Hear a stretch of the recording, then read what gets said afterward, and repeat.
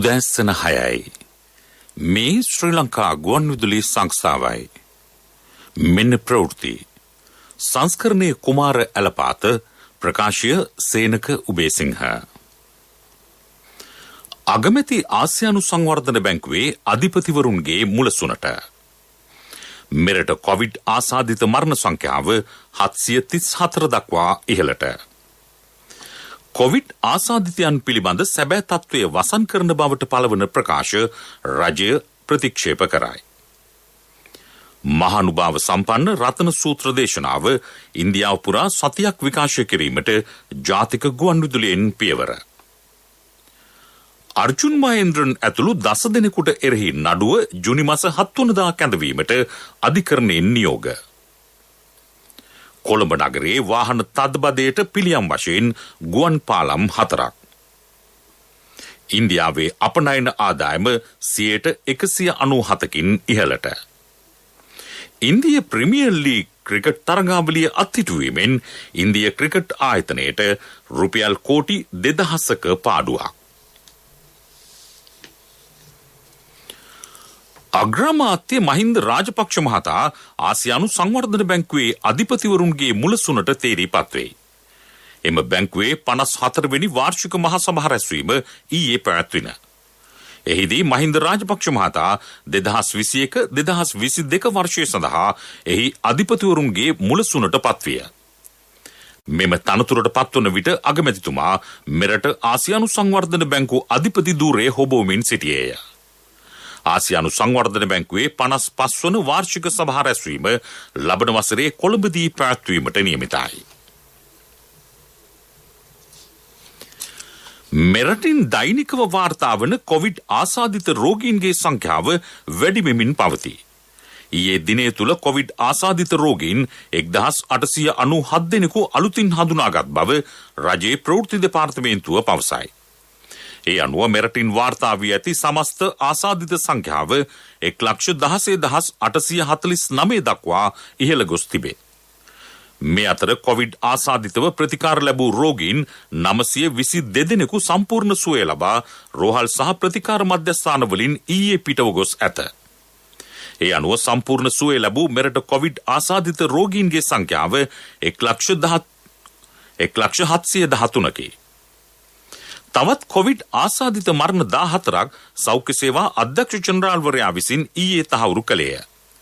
මෙලෙස මරණයට පත්ව ඇත්තේ හිඟුරක්ගොඩ පොළොන්නරුව ගෝනපල බුලත්කෝපිටිය දෙවනගල ගල්ලෑල්ල තිරප්පනේ වත්තල කළුතර දකුණ පයාගල පේරාදෙනිය කුරණ දුම්මල සූරිය සහ කිරිබත් කුඹුර යන ප්‍රදේශවල පදිංචි පිරිමි පුද්ගලයන් 6 දෙනෙකු සහ කාන්තාවන් 8 දෙනෙකි.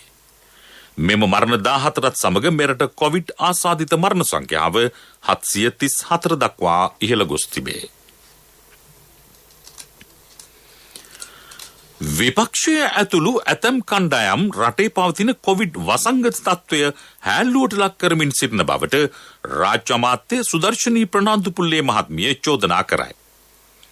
ඉන්දියාව වැනි බලගතු රටවල් වසංගතය හමුවේ අසරණ වී ඇති අවස්ථාවක ශ්‍රී ලංකාව වැනි කුඩා රටක් මෙම වෛරසය සාර්ථක ලෙස පාලනය කරමින් සිටී. මෙසේ කිරීමට හැකි වූයේ පළමු හා දෙවන කොවිඩ් රැලිවලදී මෙන් තුන්වන රැල්ලේදීද ජනතාවට නිවැරදි තොරතුරු ලබා දුන් නිසා බව ඇය පෙන්වා දෙයි. රජයේ වසංගත තත්ත්වය පිළිබඳ සැබෑ තොරතුරු සංගවන බව පවසමින් විපක්ෂය ඇතුළු ඇතැම් කණ්ඩායම් දේශපාලන වාසි ලබා ගැනීමේ උත්සාහයක නිරතව සිටින බවට ඇය චෝදනා කරයි.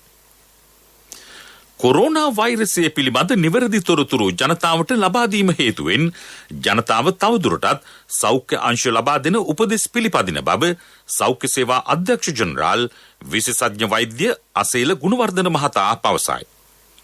තොරතුරු සංගවන්නේ නම් පාසල් වසා දැමීම, සංචරණ සීමා පැනවීම ආදී නීති පැනවීමේ අවශ්‍යතාවක් නොමැති බව හෙතෙම කියයි.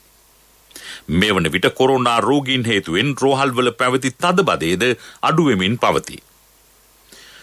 කොවිඩ් වසංගතය පිළිබඳව තොරතුරු සැඟවීමට කිසිදු අවශ්‍යතාවක් නැතැයි කොරෝනා මර්ධන ජාතික මෙහෙයුම් මධ්‍යස්ථානයේ ප්‍රධානී යුද හමුදාපති ජනරාල් ශවේන්ද්‍ර සිල්වා මහතා පවසයි.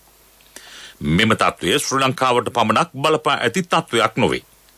ලෝකයේ බලවත්යයි පැවසෙන රටවල් පවා අඩපණ කිරීමට කොරෝනා වෛරසය සමත්ව සිටි. දිවයිනේ සියලුම දිස්ත්‍රික්කවලින් පස්වරු 2 සිට පස්වරු 5 දක්වා කාලයේදී දෛනිකව කොවිඩ් ආසාදිතයින් පිළිබඳ තොරතුරු ජාතික මෙහෙයුම් මධ්‍යස්ථානයට ලැබෙන බව හමුදාපතිවරයා කියයි. පස්වරු 6න් පසුව ලැබෙන තොරතුරු එසනින් ලබා දීමට ජාතික මෙහෙයුම් මධ්‍යස්ථානය කටයුතු කරයි. එම තොරතුරු රජයේ ප්‍රවෘත්ති දෙපාර්තමේන්තුව ඔස්සේ මාධ්‍ය වෙත යොමු කෙරේ. පෞද්ගලික රෝහල් වලින් තොරතුරු ලැබීමේ යම් ප්‍රමාදයක් පවතී. එසේ නොමැතිව සියලු තොරතුරු ජනතාවට සැඟවීමකින් තොරව ලබා දෙන බව හමුදාපතිවරයා අවධාරණය කර සිටී.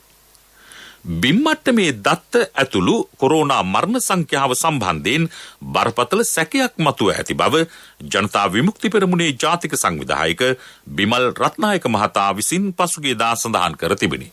මේ ප්‍රවෘත්ති ශ්‍රී ලංකා ගුවන්විදුලි සංස්ථාවෙන්. මූලික රක්ෂිත මුදලට බෝනස් මුදලකුත් හිමිවන ශ්‍රී ලංකා ඉන්ෂුරන්ස් early cash.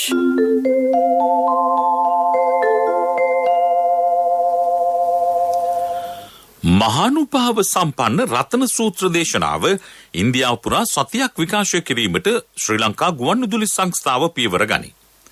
ජාතික ගුවන්විදුලිය සියලු ශ්‍රී ලාංකික රටවැසියන්ට සහ කොවිඩ් වසංගතයෙන් අසරණ තත්ත්වයට පත් ලෝකවාසී ජනතාවට සෙත් පතා පසුගිය වසරේ ඔක්තෝබර් මාසයේදී ආරම්භ කළ රතන සූත්‍ර දේශනාව අකණ්ඩව තවදුරටත් පැවැත්වේ. අද වන විට එහි 182 වන දිනයේද ළඟා වී තිබේ.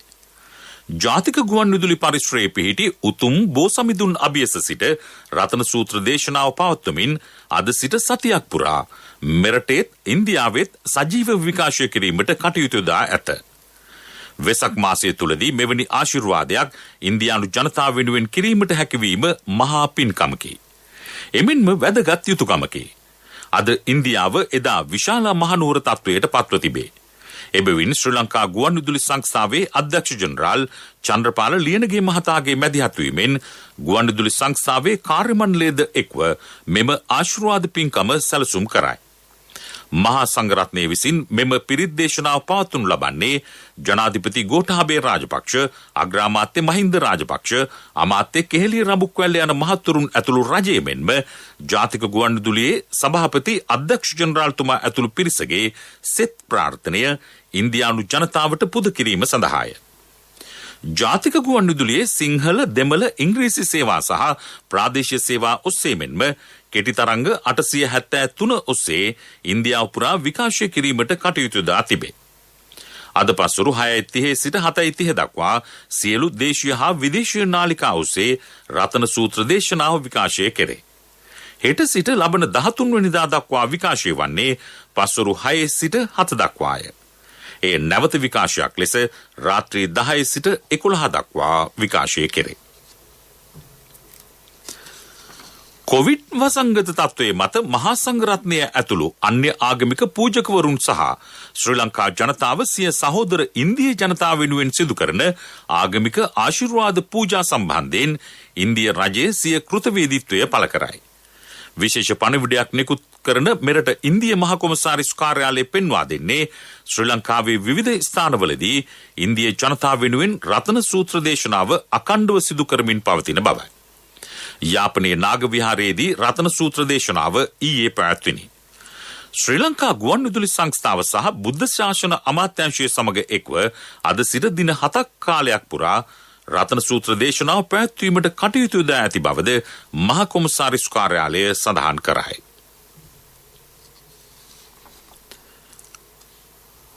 අර්ජුන් මහේන්ද්‍රන් ඇතුළු 10 දෙනෙකුට එරෙහි නඩුව ජුනි මාස 7 වනදා කැඳවන ලෙස කොළඹ ත්‍රිපුද්ගල ස්ථීර මහාධිකරණයේ නියෝග කරයි. 2015 වසරේ පෙබරවාරි මාසයේදී ශ්‍රී ලංකා මහ බැංකුව විසින් සිදු කළ බැඳුම් කර වෙන්දේසියකදී රුපියල් මිලියන 688කට අධික බැඳුම් කර සාවද්‍ය පරිහරණය කළ බවට ඔවුන්ට එරෙහිව චෝදනා එල්ල වී තිබේ. මෙම නඩුව චම්පා ජානකී රාජරත්න, දමිත් තොටවත්ත සහ නාමල් බලල්ලේ යන ත්‍රිපුද්ගල මහාධිකරණ විනිසුරු මඩුල්ල හමුවේ ඊයේ කැඳවීමට නියමිතව තිබිණි.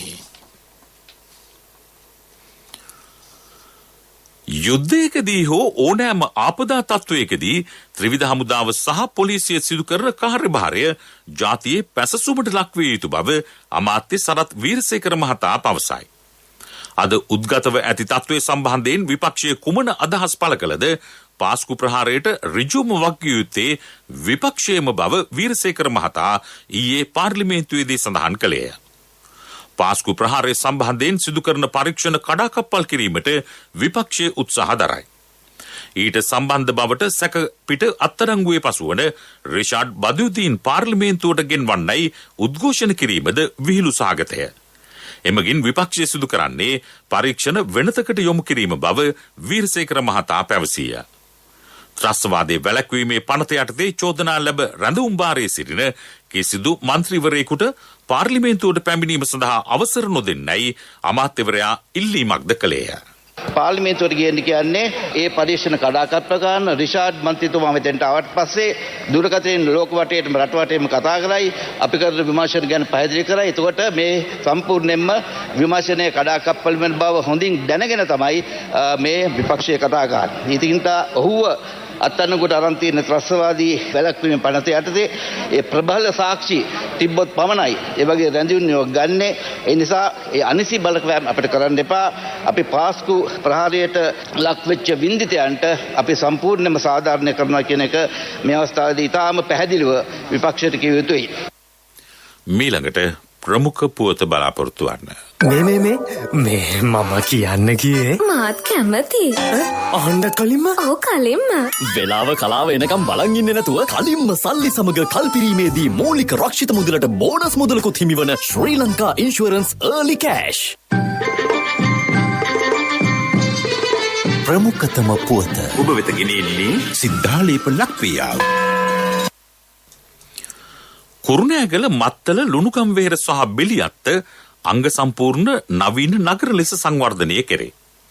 නවීන වෙළඳ සංකීර්ණයක්, සියලු පහසුකම් සහිත තොග වෙළඳපොළ සහ සතිපොළ, රථවාහන අංගණයක්, නගර උද්‍යාන, නව බස් සැවතුම්පොළ, බහුකාර්ය ගොඩනැගිල්ලක් සහ මධ්‍යම පාන්තික නිවාස සංකීර්ණයක් සහිතව බෙලියත්ත නගරයේ සංවර්ධනය කිරීමට සැලසුම් කර තිබේ.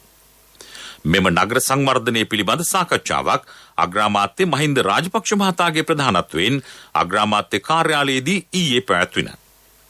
ද්විත්ව මංතීරු සහිත මාර්ග පද්ධතියක් පිටත සහ ඇතුළත වටරවුම් මාර්ගය මෙන්ම මංතීරු 4කින් යුතු මාර්ග පද්ධතිය ඉදිකිරීම පිළිබඳවද එහිදී අවධානය යොමු විය. මත්තල ගුවන් තොටුපොළ කේන්ද්‍ර කරගනිමින් වෙළඳ කර්මාන්ත, නේවාසික පහසුකම්, සංචාරක සෞඛ්‍ය පහසුකම් මෙන්ම කෘෂි ප්‍රවර්ධන කලාප ඇතිකිරීම සම්බන්ධයෙන්ද සාකච්ඡා කෙරෙන. කුරුණෑගල නගරය නවීන නගරයක් වශයෙන් නිර්මාණය කිරීම සහ ඊට අදාළ සංවර්ධන ව්‍යාපෘති පිළිබඳව අගමැතිතුමා මෙහිදී නිලධාරීන්ගෙන් විමසා සිටියේය. වැඩසටහන යටතේ කුරුණෑගල නගරය කේන්ද්‍ර කරගනිමින් සංවර්ධන ව්‍යාපෘති රැසක් ඉදිරියේදී ක්‍රියාත්මක කිරීමට නියමිතය. ප්‍රමුඛතම පුවත ඔබ වෙත ගෙන ආවේ සිද්ධාලේප ලක්වියාව. ශක්ති හඬ අවධානය පිණිසයි. රිලවුන් සහ දඬුලේනන්ගෙන් තම කර්මාන්තයට දැඩි බලපෑමක් එල්ල වී ඇතැයි පිටිගල බඹරවාන ප්‍රදේශයේ පාරම්පරික කිතුල් පැණි හා හකුරු කර්මාන්තකරුවෝ පවසති. එම බලපෑමෙන් කර්මාන්තය බිඳවැටීමේ අවධානමක්ද මතුව ඇතැයි පවසන ඔහු ඒ පිළිබඳව බලධාරීන්ගේ අවධානය කඩනමින් යොමු යුතු බව අවධාරණය කරයි. නියාගම ප්‍රාදේශීය සභාවේ සභාපතිතුමනි, මේ ඔබේ අවධානයටයි. ලෝක ප්‍රවෘත්ති.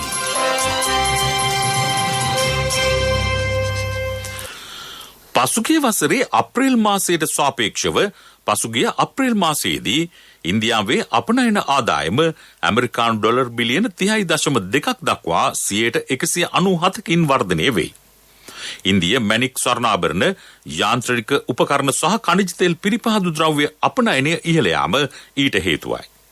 කොවිඩ් වසංගත තත්ත්වයේ හේතුවෙන් පසුගිය වසරේදී ඉන්දිය අපනයන ආදායම 60.2කින් පහත වැටිනි. මහා බ්‍රිතාන්‍යයේ ප්‍රාදේශීය හා පළාත් පාලන මැතිවරණය අද පැවැත්වේ. මෙවැනි මහා පරිමාණ ඡන්ද විමසීමක් එරට පැවැත්වුණේ වසර 49කට පසුවය. බ්‍රිතාන්‍යයේ කොන්සර්වටිව් හා කම්කරු පක්ෂවලට ජනතාවගේ කැමැත්ත මෙමගින් ප්‍රදර්ශනය වනු ඇතැයි දේශපාලන විචාරකයෝ පවසති. නගර ප්‍රාදේශීය සහ කලාපීය වශයෙන් සභිකයන් 5000ක් මෙම ඡන්ද විමසීමෙන් තෝරාපත් කර ගැනීමට නියමිතය. මෙතරම් විශාල සංඛ්‍යාවක් ඡන්ද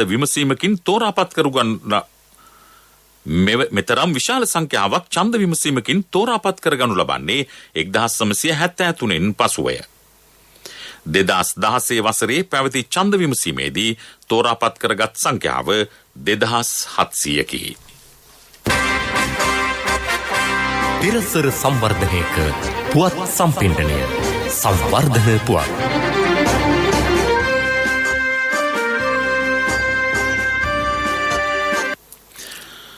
කොළඹ නගරයේ වාහන තදබදයට පිළියමක් වශයෙන් හඳුනාගත් ප්‍රදේශවල ගුවන් පාලම් ඉදිකරේ.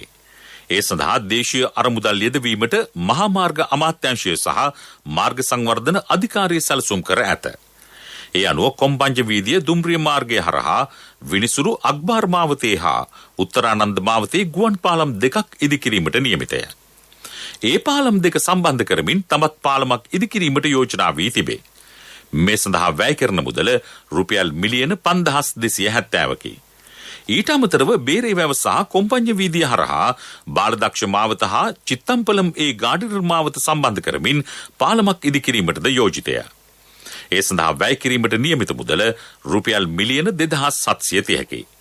මෙම පාලම් සියල්ල මාස 12ක් ඇතුළත ඉදිකිරීමට අමාත්‍ය ජොන්ස්ටන් ප්‍රනාන්දු මහතාගෙන් කොන්ත්‍රාත් සමාගම්වලට උපදෙස් ලැබී තිබේ.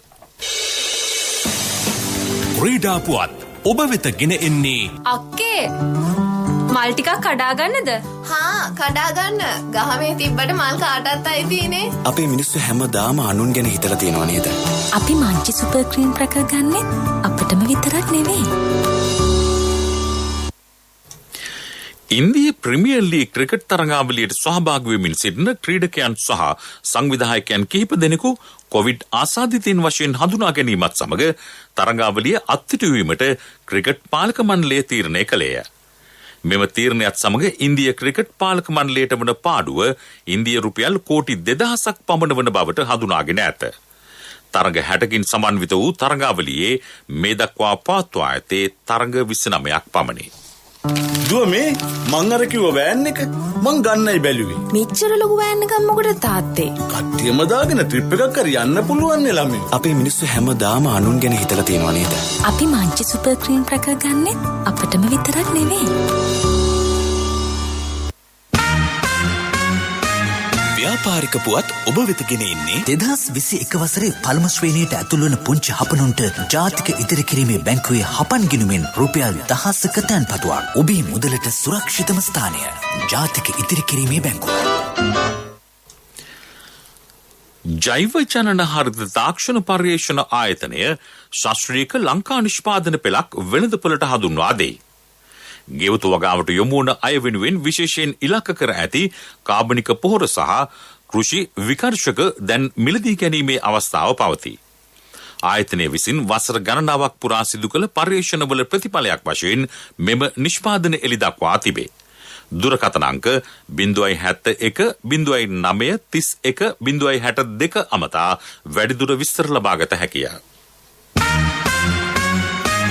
ව්‍යාපාරික පුවත් ඔබ වෙත ගෙන ආවේ 2021 වසරේ පළමු ශ්‍රේණියට ඇතුළු වන පුංචි හපනුන්ට ජාතික ඉදිරි කිරීමේ බැංකුවේ හපන් ගිණුමෙන් රුපියල් 1000ක තැන්පතුවක්. වැඩි පොලියක් ඉතුරු ගිණුමට 100% රාජ්‍ය ආරක්ෂාව. ශිෂ්‍යත්ව විභාගය සඳහා ආදර්ශ ප්‍රශ්න පත්‍ර කට්ටල් සහ දිවයින පුරා විහිදුණු ශාඛා ජාලය හා තැපැල් උපතැපැල් කාර්යාල ජාලය මගින් ගනුදෙනු කිරීමේ හැකියාව. ඔබත් අදම ඔබේ සිඟිත්තාගේ අනාගතය වෙනුවෙන් හපන් ගිණුමක් අරඹන්න. කොන්දේසි අදාළ වේ. ඔබේ මුදලට සුරක්ෂිතම ස්ථානය ජාතික ඉදිරි කිරීමේ බැංකුව. ආර්ථික පුවත් ආවරණය යුතුයකම් වගකීම් එක්ක සල්ලි ඉතුරු කරන්න ලේසි නෑ. ඔබේ ස්ථාවර තැන්පතුවට ආකර්ෂණීය පොලියක් හා ආරක්ෂාවක් දෙන්න අපි පොරොන්දු වෙන්නේ ඒකයි. LOLC Finance ස්ථාවර තැන්පතු ඉතිරිය උතුරන්න. 2001 දෙසැම්බර් 13 වෙනි දින නීතිගත කරන ලද LOLC Finance PLC ICRA Lanka limited වෙතින් SLA ස්ථාවර ශ්‍රේණිය ලබා ඇත. 2011 අංක 42 දරන මුදල් ව්‍යාපාර පනත යටතේ ශ්‍රී ලංකා මහා බැංකුවේ මුදල් මණ්ඩලය වෙතින් බලපත්‍රලාභී මුදල් සමාගමකි. කොවිඩ් වසංගතය හේතුවෙන් පසුගිය වසරේදී ලෝක සංචාරක ව්‍යාපාරයේ 73%කින් බිඳ වැටුණු බව G20 සංවිධානය පෙන්වා දෙයි. ජාත්‍යන්තර මට්ටමින් අහිමි වූ රැකියා සංඛ්‍යාව මිලියන 62කි. ඉතාලියේ ඊයේ පැවති G20 රටවල සංචාරක අමාත්‍යවරුන්ගේ සමුළුවෙන් පසු නිකුත් වී ඇති නිවේදනයක මේ බව දැක්වේ. සමුළුව වීඩියෝ සම්මන්ත්‍රණ තාක්ෂණය ඔස්සේ පැවැත්විනේ. රසායනික හා යන්ත්‍ර සූත්‍ර යන කර්මාන්ත අංශ දෙකට පසුව ලෝක ආර්ථිකයේ 3 වෙනි ස්ථානයේ හිමිව ඇත්තේ සංචාරක කර්මාන්තයටයි. ආර්ථික පුවත් ආවරණය අයියෝ ආද අප්පා මේ යන්නේ නෑනේ මේ ඔය වසන්තයි යන්නේ ඇයි මල්ලි මොකද හදිස්සිය නෑ ඉතින් සල්ලි තමයි හදිස්සිය ඇත්තද හැබැයි සල්ලි හදිස්සි වුණාට මල්ලි හදිස්සි වෙන්න එපා ඕනම LOLC ෆයිනෑන්ස් ශාඛාවක 3 wheeler එකේ පොත තියලා එවලේම සල්ලි ගන්න LOLC ෆයිනෑන්ස් වීල් පොතට කෑෂ් වීල් පොතට ඉවිලෙම කෑෂ් අතට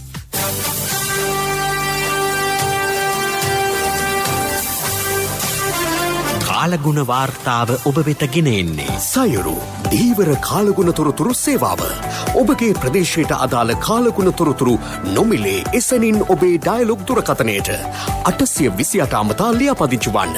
දීවර හා ජලජ සම්පත් දෙපාර්තමේන්තුව සහ කාලගුණ විද්‍යා දෙපාර්තමේන්තුවේ ඉදිරිපත් කිරීමකි. සයුරු සමග සුරැකීම. දෙවයිනේ බොහෝ ප්‍රදේශවල පසුරුවේ හෝ රාත්‍රී කාලයේදී වැසි හෝ ගිගුරුම් සහිත වැසි ඇතිවන බව කාලගුණ විද්‍යා දෙපාර්තමේන්තුව නිවේදනය කරයි. නැගෙනහිර පළාතේ හම්බන්තොට දිස්ත්‍රික්කයේ උදෑසන කාලයේද වැසි ඇතිවිය හැකිය. සබරගමුව මධ්‍යම බස්වාහිර ඌව වයඹ සහ දකුණු පළාත්වල ඇතැම් ස්ථානවලට තරමක තද වැසි ඇතිවිය හැකි බව දෙපාර්තමේන්තුව පවසයි. තද සුළං වලින් හා අකුණු මගින් සිදුවන අනතුරු අවම කර ගැනීමට අවශ්‍ය පියවර ගන්නා ලෙස ජනතාවගෙන් ඉල්ලීමක් කෙරේ.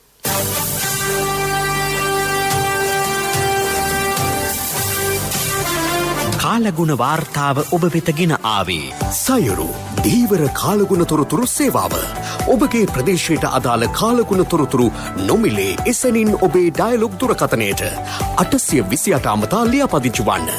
දීවර හා ජලජ සම්පත් දෙපාර්තමේන්තුව සහ කාලගුණ විද්‍යා දෙපාර්තමේන්තුවේ ඉදිරිපත් කිරීමකි. සයුරු සමග සුරැකීම. උදෑසන ප්‍රවෘත්ති අවසන් කිරීමට යලිත් සිරස්තල. අගමැති ආසියානු සංවර්ධන බැංකුවේ අධිපතිවරුන්ගේ මුලසුනට. මෙරට කොවිඩ් ආසාදිත මරණ සංඛ්‍යාව 734 දක්වා ඉහළට. කොවිඩ් ආසාදිතයන් පිළිබඳ සැබෑ තත්ත්වය වසන් කරන බවට පළවන ප්‍රකාශ රජය ප්‍රතික්ෂේප කරයි. මහානුභාව සම්පන්න රතන සූත්‍ර දේශනාව ඉන්දියාව පුරා සතියක් විකාශය කිරීමට ජාතික ගුවන් විදුලියෙන් පියවර. අර්ජුන් මහේන්ද්‍රන් ඇතුළු 10 දෙනෙකුට එරෙහි නඩුව ජුනි මාස 7 වනදා කැඳවීමට අධිකරණයෙන් නියෝග. කොළඹ නගරයේ වාහන තදබදයට පිළියම් වශයෙන් ගුවන් පාලම් 4ක්. ඉන්දියාවේ අපනයන ආදායම 197කින් ඉහළට. ඉන්දිය ප්‍රීමියර් ලීග් ක්‍රිකට් තරඟාවලිය අත්හිටුවීමෙන් ඉන්දිය ක්‍රිකට් ආයතනයට රුපියල් කෝටි 2000ක පාඩුවක්. අපගේ මෙම ප්‍රවෘත්ති ප්‍රකාශය www.slbc.lk වෙබ් අඩවිය ඔස්සේද සවන් දිය හැකියි. මීළඟ ප්‍රධාන ප්‍රවෘත්ති දහවල් 12:45ට බලා